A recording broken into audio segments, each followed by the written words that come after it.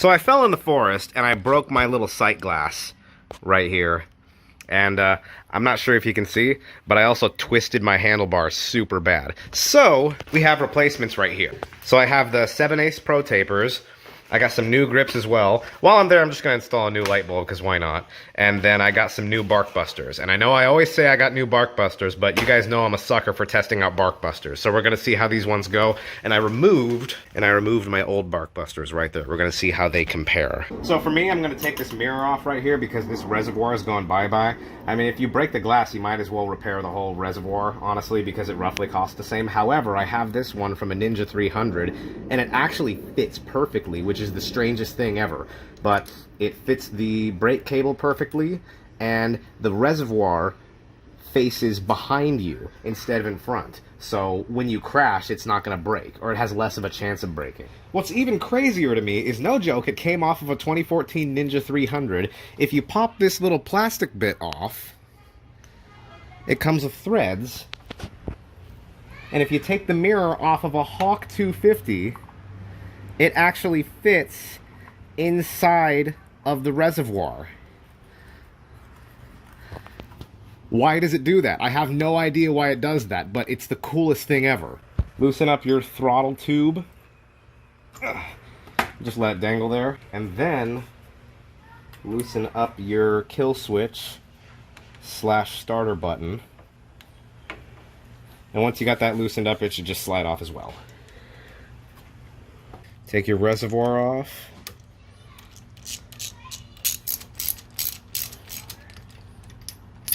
And once you get that off, just let it dangle there. Remove these electrical cables right here that go to your ignition. And for me, since I'm replacing this brake reservoir, this is just for me.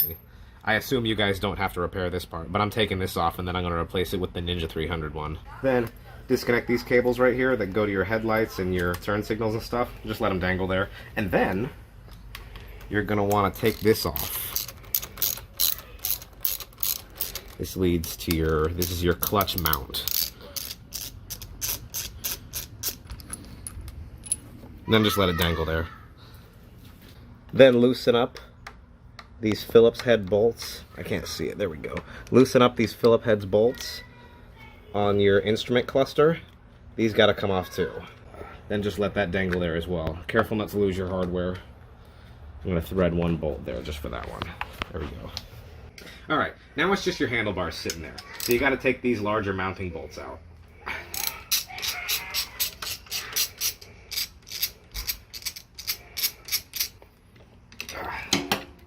We're not reusing this grip right here. Ooh. Look at that big bend right there. Yeah, we don't need these anymore. Now you're going to be mounting your Protapers.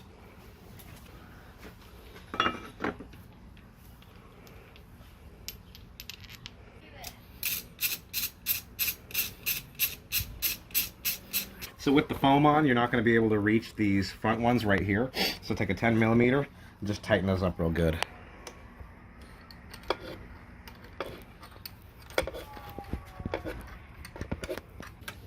$10mm socket.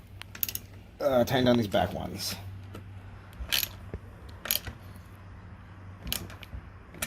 Nice. Putting my new little sleeve on right here that I like so much. Put your throttle tube back on with your cable still attached, just like that, and tighten it up. I want a new grip on this, so I'm taking my old one off, and then I'll show you guys how to put a new one on there. Can't find a razor, so I'm just using wire cutters. Neat little trick is while you're putting on your new grip, just take some compressed air, put it in the side of the grip, and this really helps put it on. It's not entirely necessary though.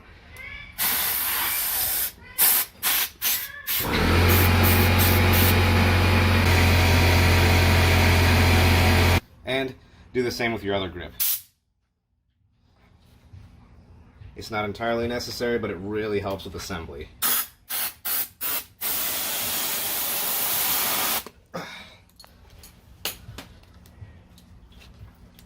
There we go. Take the bracket off your kill switch along with your 2 screws right here, and then just slide it over your nicely newly fitted throttle. Then just adjust it to whatever height you'd like, and make sure that you leave space for your reservoir.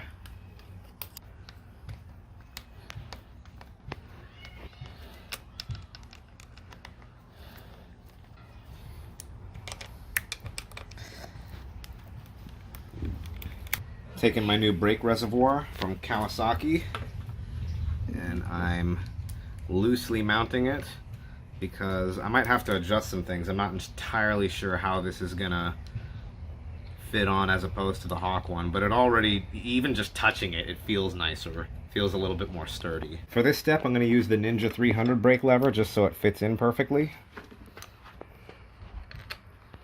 I'm of the opinion that brakes are the most important thing on either your bike or your car. Just want to make sure all the parts line up. I'm going to take, since this one faces forward, I'm going to take the original Hawk brake line and I'm going to flip it the opposite way. Like so.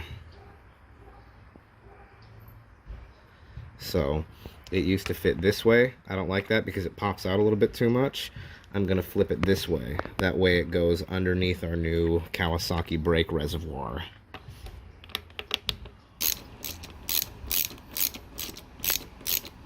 And the Hawk 250 brake line fits perfectly into the Kawasaki Ninja reservoir, which I just find completely hilarious. I mean, I can't believe it works that well. Hook up these 2 little electrical inputs so your kill switch will work and your front brake light will light up when you press it. Hey, go ahead.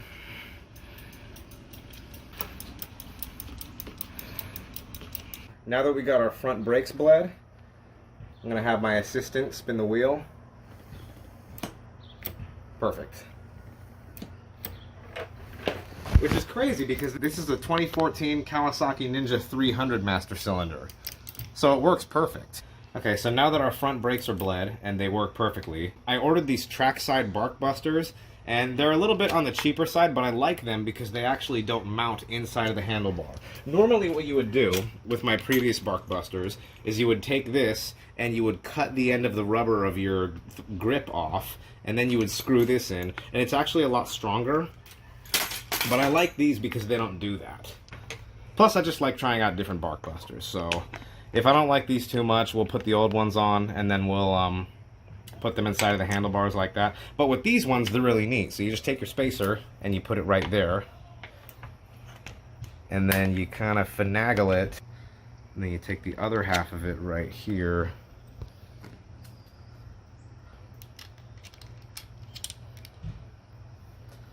And I'm going to thread my first bolt right here. Mine are about right there. And then once you're finished, just tighten them up.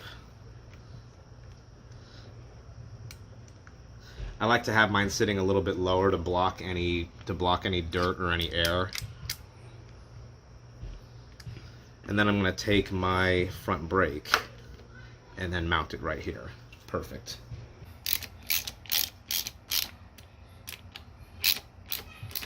I usually like to wrap a little bit of plumber's tape around this part so that when I do mount my clutch, that, let's say that I crash, it doesn't completely, rather than breaking my clutch, it just chooses to move it upwards. So I can still make it home if I crash on the trail. Then just put your bottom screws in, just like this.